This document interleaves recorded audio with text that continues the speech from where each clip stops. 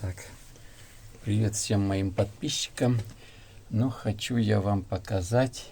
В общем, Chevrolet Lachetti, стук задней подвески. Вот, и знаете, иногда едешь, и пустой ничего.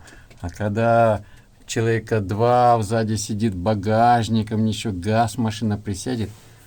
И где-то на кочке дух-дух, как будто железо отрывает от кузова.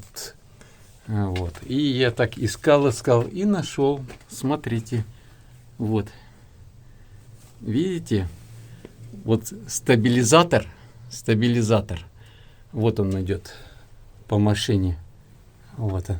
Стабилизатор. И когда загружаешься, вот он натертая, бьет об рычаг. Сейчас я покажу на рычаге. Вот тут на пластмасске даже есть уже рычаг, покрытый пластмассой. Вон, ну, может, не видно. Протерло уже. И этот стабилизатор, сейчас еще раз, вот она натертая, бил прям по рычагу нижнему. И все. Но я какой выход нашел? Я вот эти стойки стабилизатора родные снял, они тут пластмассовые, они длиннее вот настолько. Вот, купил от Toyota RX 300 стойки стабилизатора задние, они на 1,5 сантиметра короче. И вот я их поставил, и у меня теперь стабилизатор выше. Ну вот уже, сейчас солнце светит. Теперь он выше, вот у меня палец свободно проходит. Ну, вот пока ездил, уже не стучит ничего. Так, а с этой стороны то же самое.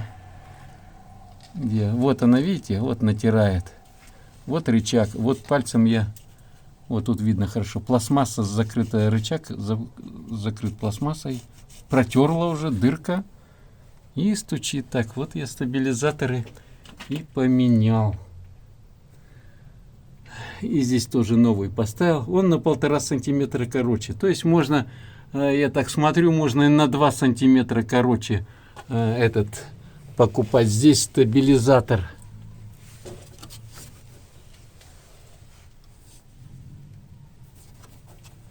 Нет, не надо на 2 сантиметра.